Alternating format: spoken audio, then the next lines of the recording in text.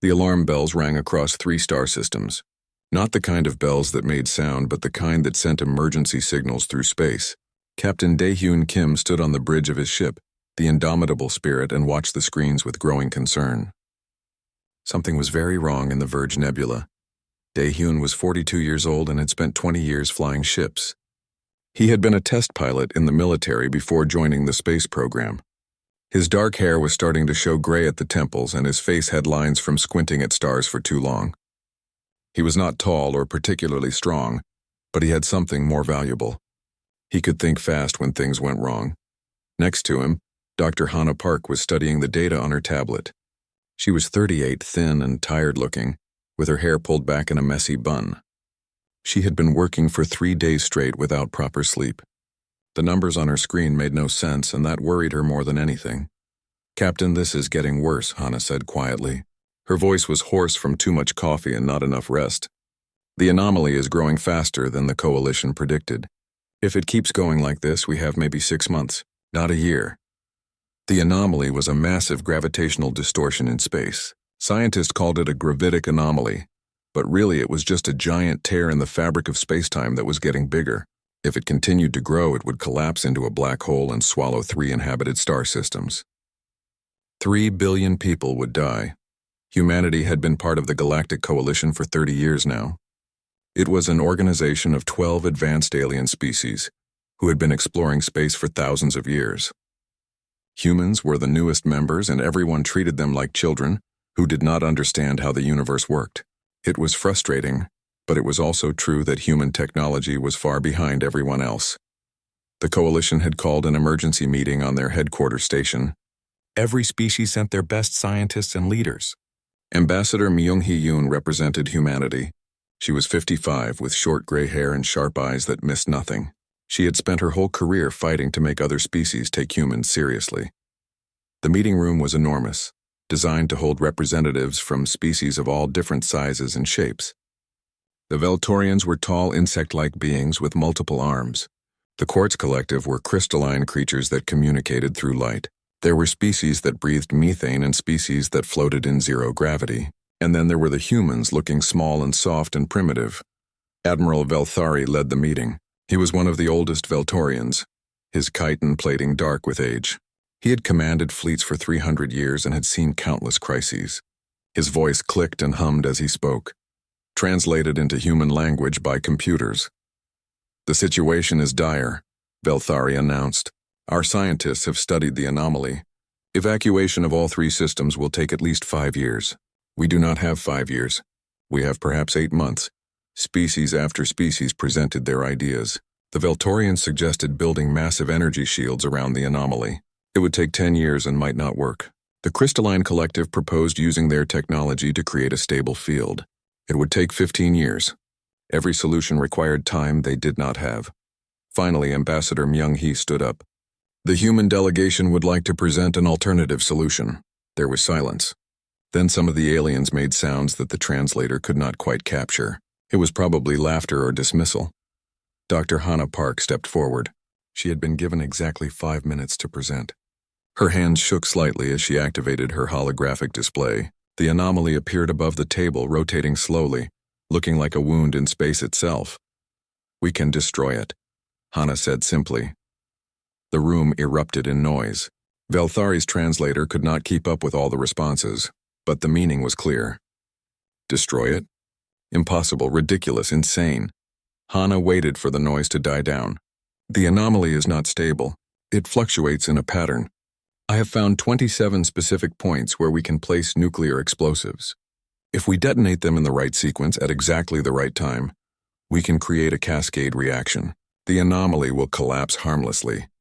Nuclear explosives? A representative from the Quartz Collective pulsed with colors that indicated shock. "You want to throw bombs at a gravitational anomaly?" "Yes," Hannah said calmly. "That is the most primitive solution I have ever heard," Velthari said. His voice was cold. "You cannot use explosive force against a gravitational distortion. It violates every principle of advanced stellar mechanics. This is insanity." Captain Dae-Hyun, who had been standing quietly beside the ambassador, stepped forward. He had his hands in his pockets and looked completely relaxed. It was the same posture he used when flying his ship into dangerous situations. Looking calm helped everyone else stay calm. "Hold my beer," Daehyun said. The translator struggled with the phrase. Aliens looked confused. One asked what beer had to do with stellar mechanics. Ambassador Myung-hee smiled slightly. "It is a human expression. It means that when everyone says something is impossible, someone should try it anyway while others watch. We are volunteering to attempt the impossible." The meeting descended into chaos. Some species were outraged. Others were curious. Most thought humans had finally proven they were too reckless to be trusted with important decisions. Velthari called for order and announced that the human plan was rejected, but Ambassador Myung-hee had done her research.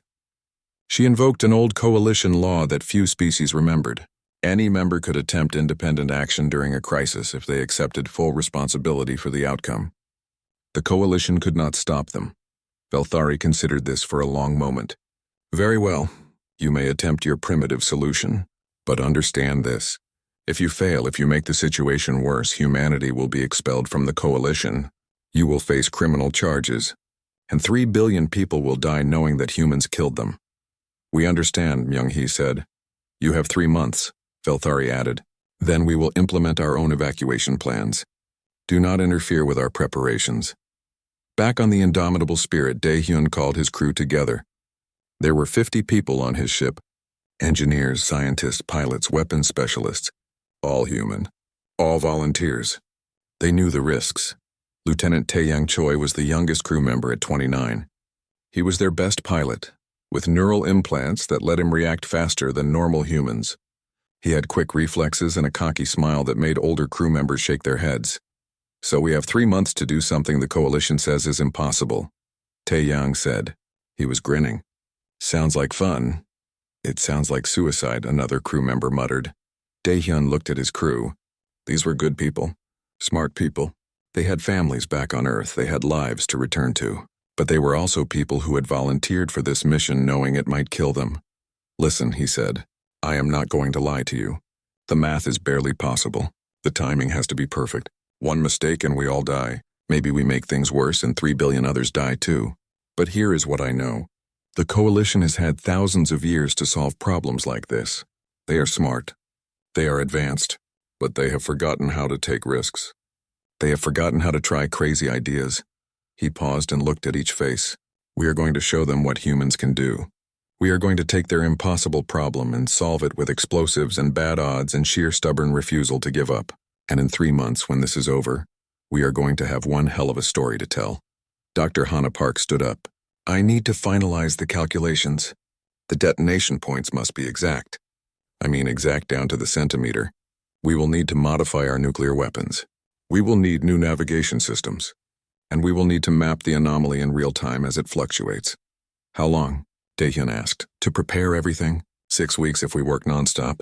Then we have 6 weeks to execute the plan before the coalition takes over." Daehyun nodded. "Then we start now. All departments, you have your orders. Get some rest first. We are going to need everyone at their best." He smiled.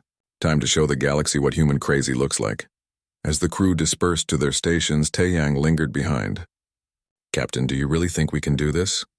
Daehyun looked out at the stars through the view screen. Somewhere out there, 3 billion people were going about their lives not knowing that a human crew was their only real hope. "I think we have to try," he said quietly, "because if we do not, who will?" Dr. Hannah Park had not slept properly in 3 weeks. Her small quarters on the Indomitable Spirit were filled with papers covered in equations. Empty coffee cups sat on every surface.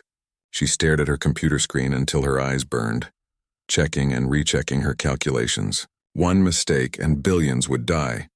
The problem was more complex than she had told the coalition. The gravitic anomaly was not just fluctuating randomly. There was a pattern, but it changed slightly every few hours. She needed to predict these changes perfectly. The nuclear explosives had to detonate at exactly the right moment in exactly the right place. If she was off by even a few meters or a few seconds, the whole plan would fail. She rubbed her tired eyes and reached for another cup of coffee. It was cold. She drank it anyway. A knock on her door made her jump. "Come in," she called. Captain Daehyun entered with a tray of food. "When did you last eat?"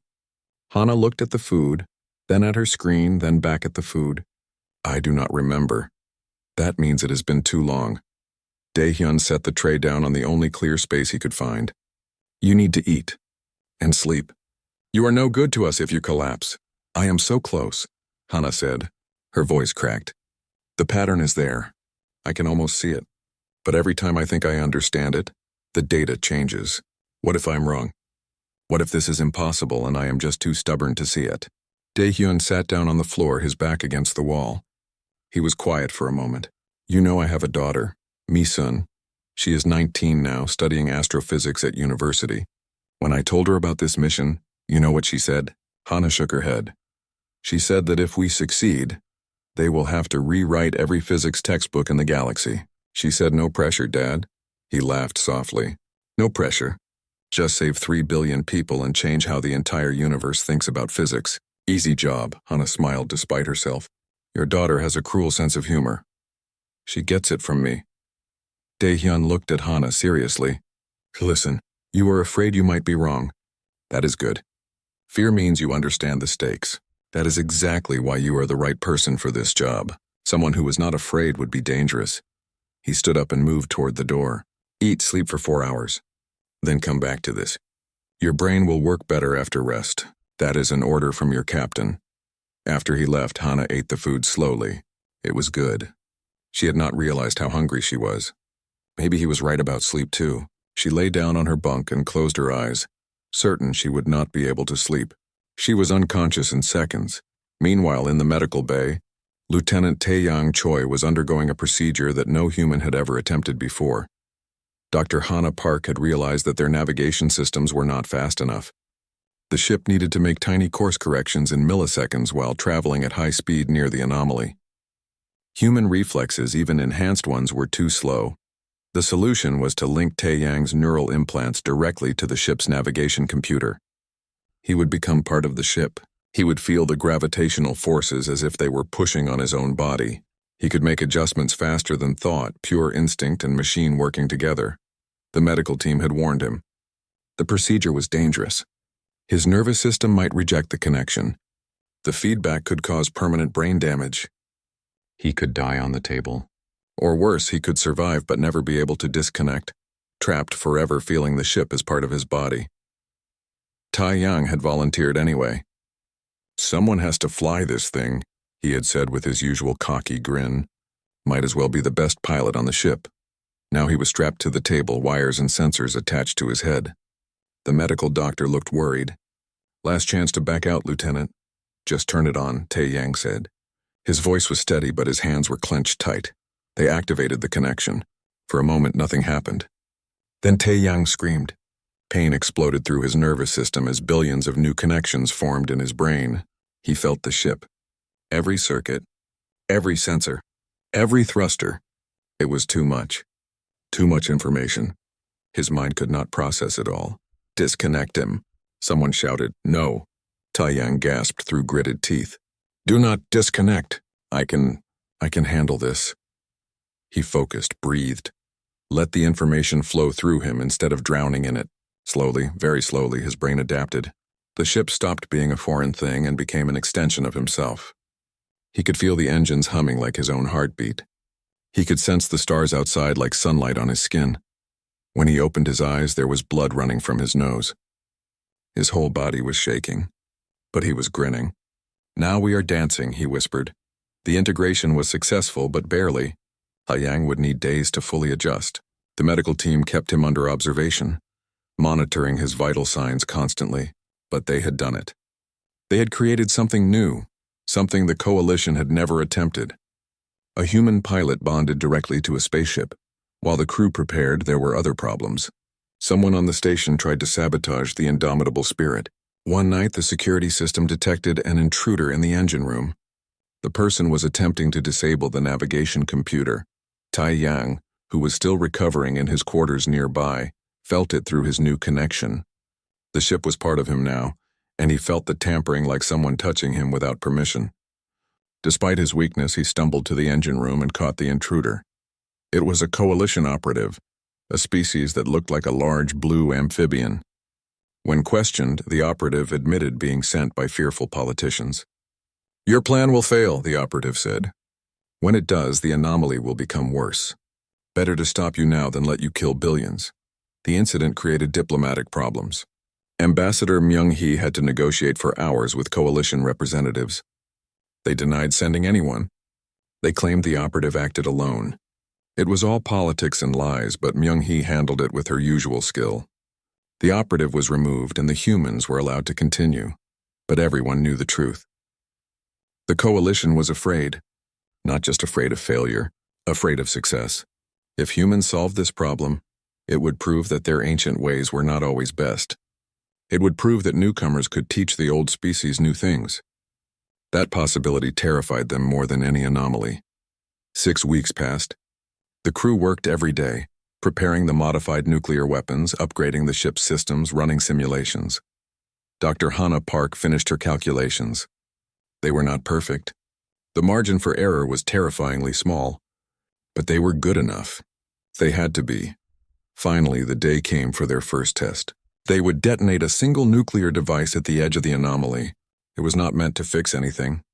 It was just to prove that Hannah's calculations worked, that the anomaly would react the way she predicted.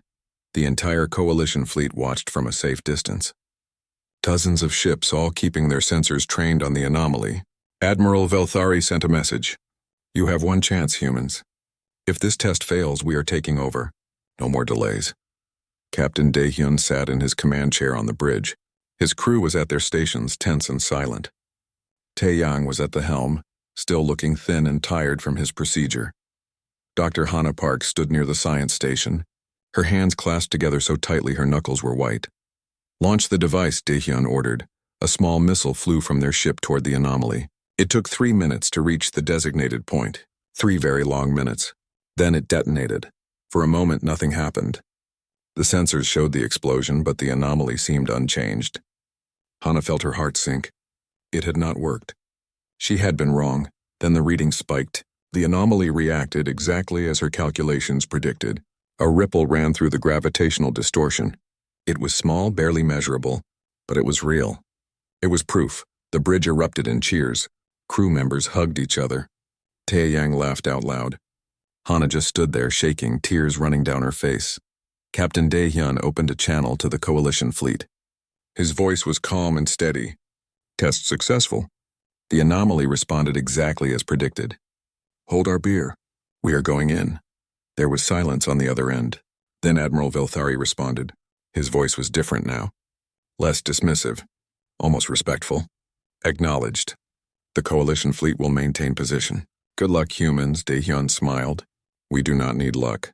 We have something better. We have Dr. Park's math and Lieutenant Choi's flying and a crew that does not know when to quit." He looked around at his people. "Prepare for the real mission. Tomorrow we dance with a black hole." The indomitable spirit entered the danger zone around the anomaly. Lieutenant Taeyang Choi felt every sensor, every thruster, every power fluctuation as if it were his own body. His hands moved across the controls in patterns that looked like dancing. The neural link was working perfectly, but the strain was already showing on his face. "Approaching detonation point 1, he said. His voice was tight with concentration. The ship shuddered as gravitational forces pulled at it from different directions. "These gravity shears are stronger than we expected." Dr. Hannah Park watched her screens intently. The anomaly was not behaving exactly like her simulations. It was close but not perfect. She made quick adjustments to the calculations. "New coordinates for point 1. Sending them to your station now." Taeyang received the data and the ship responded instantly to his thoughts. They released the first nuclear device. It drifted to the exact position, then detonated. The explosion sent shock waves through space-time. The anomaly shuddered and compressed slightly. "Point 1 successful," Hannah announced. Her voice was shaking with relief and fear. Only 26 more to go. Detonation points 2 through 7 went smoothly. The crew started to relax slightly. Maybe this would work. Maybe the impossible was actually possible. Then they reached point 8. "Something is wrong," Hannah said suddenly. Her screens filled with data that made no sense. "The anomaly is surging." This was not in any of my predictions. The 8th device detonated as planned, but instead of the controlled reaction they expected, it created a feedback loop. Energy bounced back and forth between the anomaly and the explosion site, growing stronger each time. The anomaly began to pulse with dangerous energy. It is like it is alive, Taeyang said, fighting to keep the ship stable. It is adapting to what we are doing. Captain Daehyun gripped his armrests. Can we compensate? Hana was already working, her fingers flying across her keyboard. Yes, maybe. I need to recalculate all the remaining points. Give me 5 minutes. You have 3, Daehyun said, not because he wanted to pressure her, but because the gravitational stress on the ship was increasing. They could not stay in position much longer. Before Hana could finish, another ship appeared on their sensors. It was a coalition vessel, the Crystalline Observer, commanded by a captain named Kethral. The ship was moving toward the anomaly against orders. What are they doing? Taeyang asked. Daehyun opened a communication channel. Coalition vessel, this is the Indomitable Spirit. You are entering the danger zone. Pull back immediately. Kethral's crystalline voice came through the speakers. Negative. We are deploying energy dampeners. Your explosions are making the anomaly unstable. We must stop you before you destroy everything. Do not, Hana shouted. Your dampeners will interfere with the cascade reaction. You will ruin everything. But Kethral did not listen. The crystalline observer deployed its dampening field, just as the humans were preparing for detonation point 9. The two energies collided. The result was catastrophic. Point 9's explosion was scattered, losing its precision. The carefully calculated cascade was broken. Alarms blared across the Indomitable Spirit. Hana stared at her screen in horror. No. The sequence is compromised. We cannot continue with the original plan. Daehyun made an instant decision. Taeyang, get us out of here. We need to regroup. As the ship pulled back to a safe distance, an emergency message came through from Ambassador Myung-hee. She was on the coalition station and her face looked grim. Captain, I have discovered something. Something the coalition has been hiding. She paused, looking around as if worried someone might be listening. The anomaly is not natural.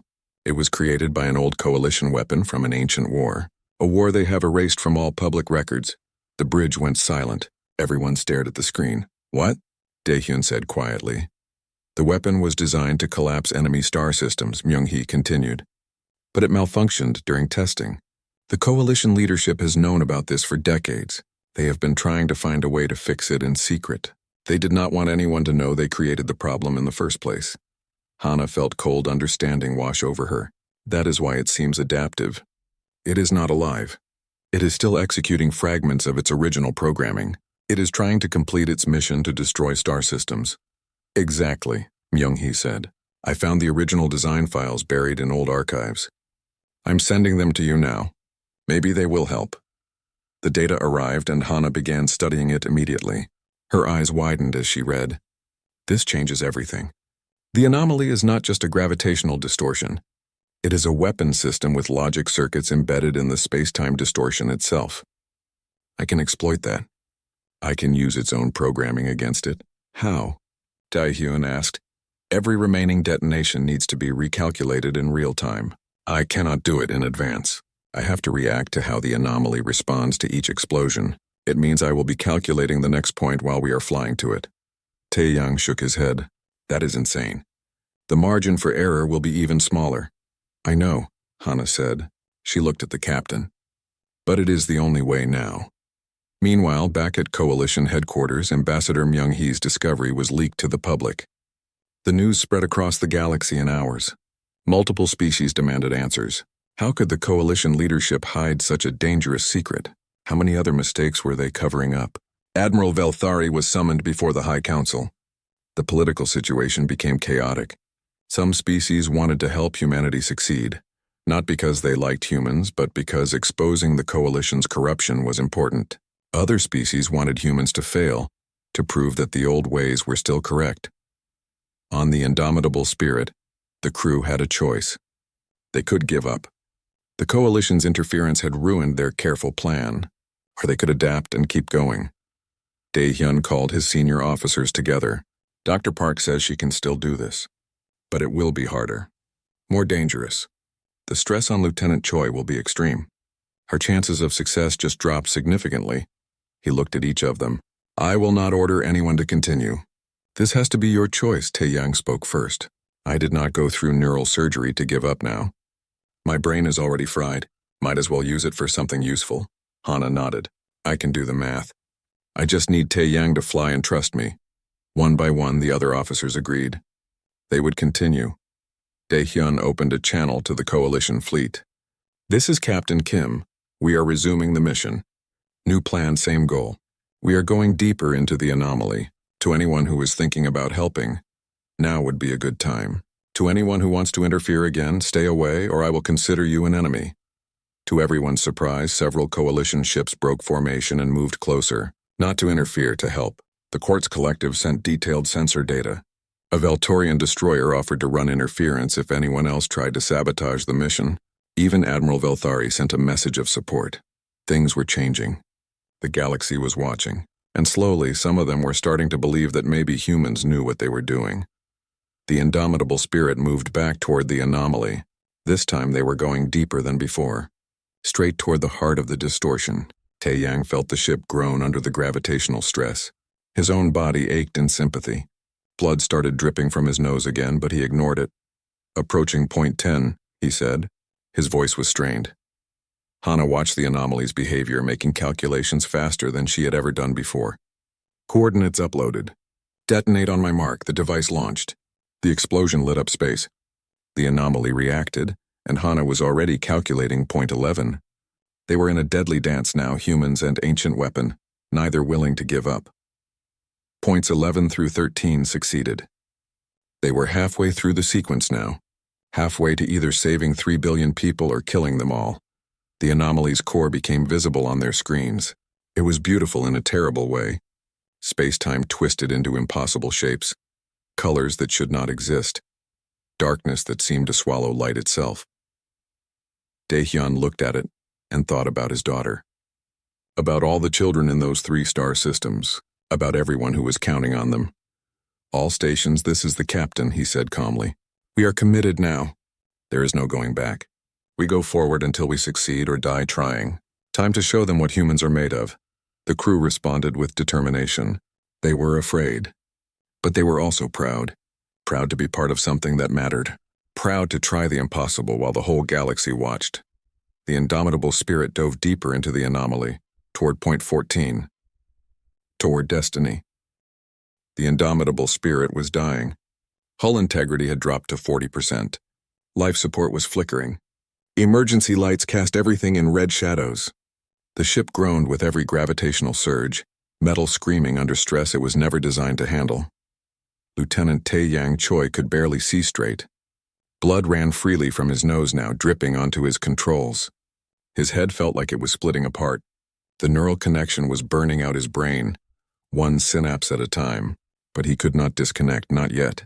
If he let go, they would lose positional control and all the remaining explosions would miss their targets. Point 18 successful, Dr. Hana Park announced. Her voice was hoarse. She had been calculating non-stop for hours. Moving to 19.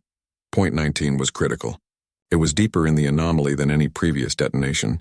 The gravitational forces there were at the edge of what their ship could survive. But the math was clear. They needed this explosion to work perfectly or the entire cascade would fail. Tae-yang guided the ship into position. Every movement hurt. He felt the stress on the hull as if it were his own skin tearing. In position, he gasped. Launching device 19. The nuclear device drifted toward its target point. Everyone on the bridge held their breath. 3 minutes until detonation. 3 minutes that felt like hours. The timer hit 0. The device should have exploded, nothing happened. What? Captain Dae-hyun stood up from his chair. Status? The weapons officer checked his systems frantically. Mechanical failure. The detonator malfunctioned. The device is dead. Hana felt her blood turn to ice. This could not be happening. Without point 19, the sequence was broken. The cascade would not work. The anomaly would stabilize, continue growing, and then collapse catastrophically in 3 months. Can we send another device? Dae-hyun asked. We do not have another one calibrated for point 19, the weapons officer said. It would take hours to prepare and we do not have hours. The anomaly is already reacting to the disrupted pattern. Dae-hyun looked at Hana. Options? She stared at her calculations, trying to find another way. But the math was unforgiving. We could retreat. Try to come up with a new plan. But the anomaly will be more unstable now. Any future attempt will be even harder. What about the antimatter warhead? Someone asked quietly. Everyone turned to look at the speaker. It was one of the junior engineers, barely 23 years old. She looked terrified at having spoken up. Dae-hyun felt his stomach drop. The antimatter warhead. They had brought one as a last resort, an experimental weapon that had never been properly tested. The yield was unpredictable. It could create a massive explosion. It could also create a secondary singularity that would make everything worse. No, Tae-yang said weakly. Captain, that thing is too dangerous. Even the engineers who built it said it should never be used. But Hana was already running calculations. Her fingers flew across her keyboard. The bridge was silent except for the sound of typing and the groan of stressed metal. Minutes passed. Finally, she stopped. Her face was pale. I have the numbers. And? Tae-hyun asked quietly. Probability of success, 12%. Probability of making things catastrophically worse, 34%. Probability of us surviving the attempt, 2%. The numbers hung in the air like a death sentence. 12% chance of saving 3 billion people, 34% chance of dooming them all, 2% chance of living to tell about it. Hana looked at Dae-hyun with exhausted eyes. Your call, Captain. Dae-hyun thought about his daughter, Mi-sun. She was probably in class right now, studying physics, dreaming about the stars. She did not know her father was about to die. That was good. He wanted her to remember him as confident and strong, not afraid. But he was afraid. Terrified, actually. He did not want to die. He did not want his crew to die. He wanted to see Earth again, to have dinner with his daughter, to retire someday and tell stories about his adventures. He looked around at his crew. They were all watching him, waiting for him to decide whether they would live or die. Open a channel, he said quietly, to the entire coalition fleet. When the channel opened, Dae-hyun stood up straight. His voice was calm, almost casual. The voice of a man who had accepted what was coming. This is Captain Kim of the Indomitable Spirit. We have encountered a problem. Our conventional solution has failed. We are going to try something unconventional. If we succeed, you will want to remember this moment. If we do not succeed, well, it has been an honor serving with you all. He paused, looked at his crew one last time. To my crew, you are the finest people I have ever known. It has been my privilege to serve with you. To the coalition, you called this insanity. You were right. But sometimes insanity is exactly what the universe needs. He smiled slightly. Someone hold my beer. We are going for broke. The channel closed. Tae-hyun turned to his weapons officer. Load the antimatter warhead. Sir, Tae-yang said. His voice was weak but urgent. I cannot disconnect from the ship. If that thing goes off while I am still linked, the feedback will definitely kill me. Then disconnect now, Dae-hyun ordered. If I disconnect, you lose precise control. You need me to position the ship for the launch. Dae-hyun looked at the young pilot, at the blood on his face, at the determination in his eyes. Lieutenant, that is an order. With respect, sir, no. Tae-yang smiled weakly. Just keep counting. I will fly us home. There was no time to argue. The antimatter warhead was loaded into the launch tube. It was an ugly thing, cobbled together from experimental parts. It looked like it might explode just sitting there. Hana checked her final calculations one last time. Her hands were shaking so badly she could barely type. This was it. This was the moment that would either save billions or doom them all. The weight of those lives pressed down on her like a physical force. Captain, she said, I need to tell you something. The 12% probability. That was a lie. Everyone stared at her. The antimatter warhead was always the real plan, Hana continued. I knew the conventional explosives would fail at point 19. The gravitational stress there is too high for normal detonators, but antimatter ignites under pressure. It will not fail. The real probability of success is 78%. You planned this, Dae-hyun said. He did not sound angry, just amazed. I had to. You would never have approved using antimatter if you knew from the start. It is too dangerous. But it is also our best chance. She looked at him with tears in her eyes. I am sorry I lied, Dae-hyun laughed. Actually laughed. You brilliant, devious woman. Remind me to never play cards with you. He turned to the weapons station. Launch the warhead. The antimatter device launched from the ship. It moved toward detonation point 19, growing smaller on their screens. The entire coalition fleet was watching now. Hundreds of ships. Thousands of crew members all holding their breath. 3 minutes to detonation. Taeyang kept the ship in position, his whole body shaking with effort. 2 minutes. Hana watched her calculations scroll past, praying she had gotten it right. 1 minute. Daehyun gripped his armrests and thought about his daughter. 30 seconds. The warhead reached its target. 20 seconds. The anomaly pulsed as if sensing what was coming. 10 seconds. 9, 8, 7, 6, 5, 4, 3, 2, 1. The universe screamed. Matter and antimatter annihilated each other in a blast of pure energy. For a moment, point 19 was brighter than a star. The energy wave expanded outward, hitting the anomaly with impossible force. And then something miraculous happened. The anomaly resonated. The explosion hit the exact frequency needed to trigger the cascade reaction Hana had predicted. Energy rippled through the distortion, building in intensity. The old weapon's programming, still embedded in the fabric of spacetime, recognized the pattern. It thought it was receiving a shutdown command. The gravitic anomaly collapsed inward, not into a black hole. Into nothing. The twisted spacetime unraveled, dispersing harmlessly as background radiation. In seconds it was gone. 3 billion people were saved. On the bridge of the indomitable spirit, nobody moved. They stared at their screens in shock. They had done it. Against impossible odds, with a broken plan and experimental weapons, they had actually done it. Then Taeyang collapsed. The neural connection had held just long enough. Now his body finally gave up. Medical teams rushed to his station. Hana just stood there, tears streaming down her face. She was shaking all over. Relief, terror, exhaustion. All of it hit her at once. Daehyun sat back down in his chair. His hands were trembling. He wanted to say something profound, something worthy of the moment. But all that came out was, well, that was terrifying. The coalition fleet erupted in communication. Ships that had been silent now broadcast messages of congratulation and disbelief. Species that had never shown emotion were sending what could only be described as cheers. Admiral Velthari was silent for a full minute. Then a single word came through. Impossible. Daehyun smiled weakly and opened a channel. Not impossible, Admiral. Just insane. There is a difference. Lieutenant Taeyang Choi woke up 3 days later. The medical bay was quiet and dimly lit. For a moment he could not remember where he was or what had happened. Then memory came flooding back. The mission. The neural link.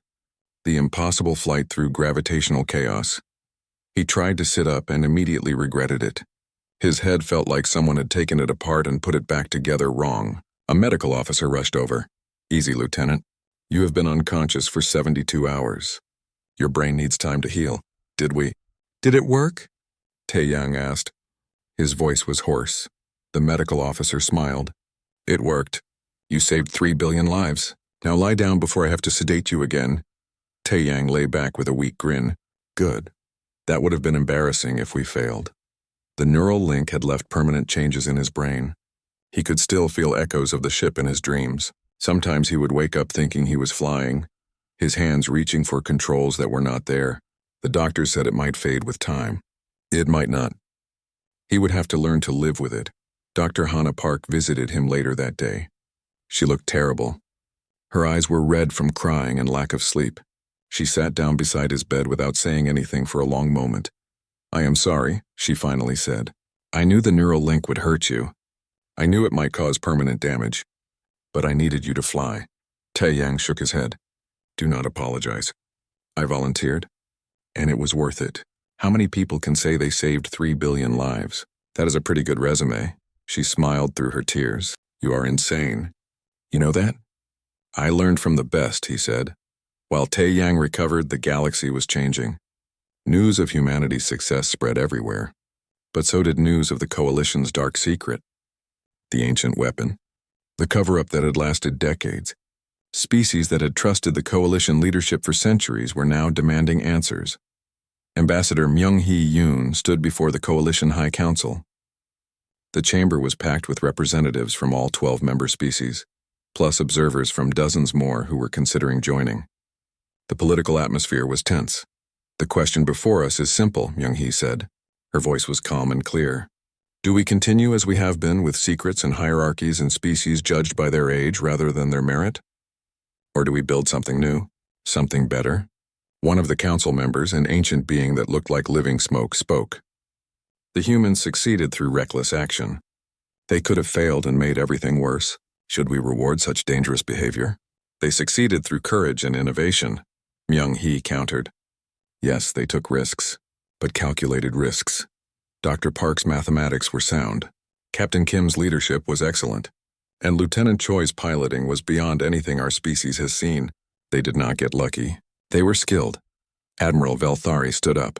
The insectoid admiral had been quiet throughout the debate. Now everyone turned to listen. I have lived for 300 years, Velthari said. I have commanded fleets and fought wars and explored unknown regions of space. I believed that wisdom came only from age and experience. The humans proved me wrong. He looked directly at Myung-hee. They showed us that innovation matters more than tradition, that courage matters more than caution, that sometimes the best solution comes from someone who does not know that something is supposed to be impossible. I was wrong about humanity. I was wrong about many things. The chamber erupted in discussion.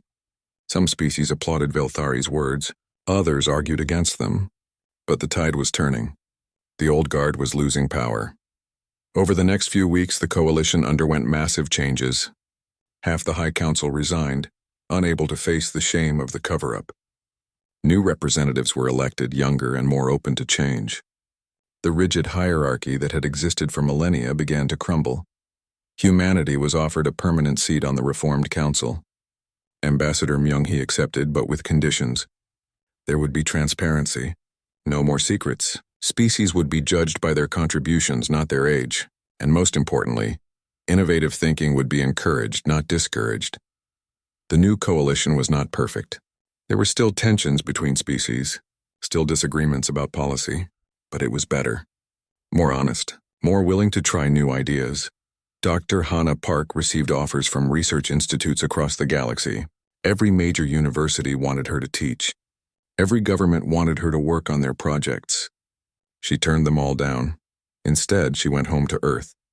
She took a teaching position at a small university where her father had once taught. It was not prestigious. It did not pay well.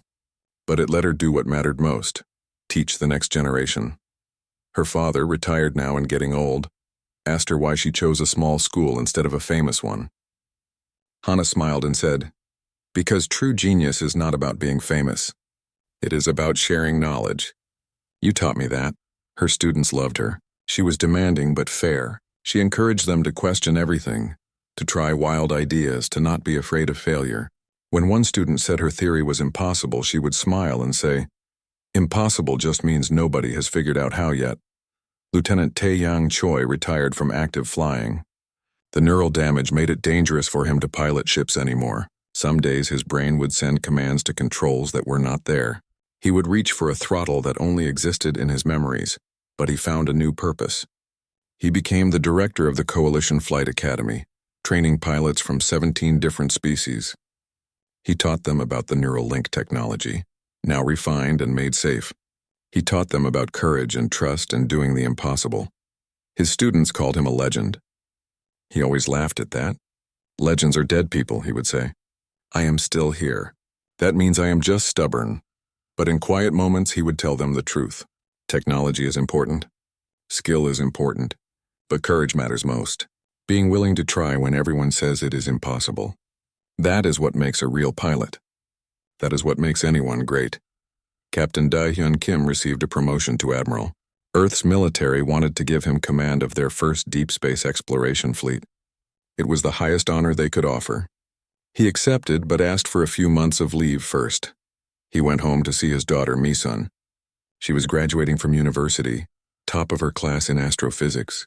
The ceremony was held in a huge auditorium filled with proud parents and excited graduates. After the ceremony, reporters surrounded them. They wanted to interview the famous captain and his brilliant daughter. One reporter asked Mi-sun what her father had taught her. She thought for a moment, then smiled.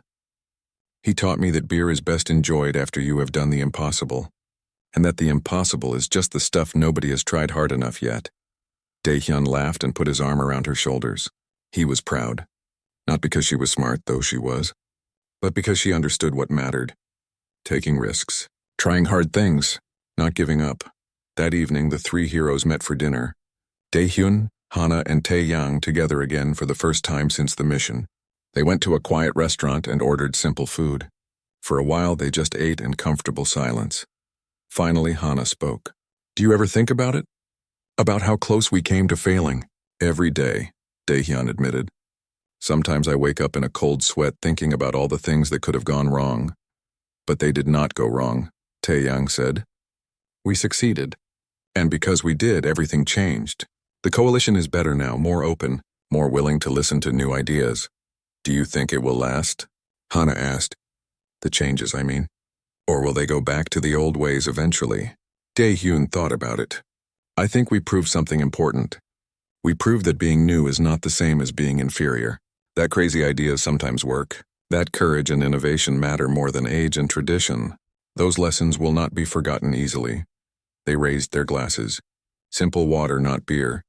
Because they had all had enough excitement for one lifetime. But the gesture was the same. To doing the impossible, Daehyun said. To insanity, Taeyang added with a grin. To humanity, Hana finished quietly. They drank. And in that moment, they were not heroes or legends. They were just three friends who had survived something incredible together. Three people who had looked at the impossible and said, Hold my beer. Outside the restaurant, the stars shone bright. Somewhere out there, 3 billion people were living their lives, never knowing how close they had come to death, never knowing that a small crew of humans had saved them with explosives and bad odds, and sheer stubborn refusal to give up. But the galaxy knew. And it would remember. Years later, when other species faced impossible problems, they would think of the humans. They would remember that sometimes the best solution is the one that everyone says will not work. They would remember that innovation beats tradition. That courage beats caution. That trying and failing is better than never trying at all. The phrase, hold my beer, became famous across the galaxy. It was translated into hundreds of languages. It meant more than just attempting something dangerous. It meant believing that impossible was just a word. It meant having the courage to try when everyone else said you would fail. Humanity had given the galaxy a gift. Not just the solution to the anomaly, not just new technology, but a new way of thinking.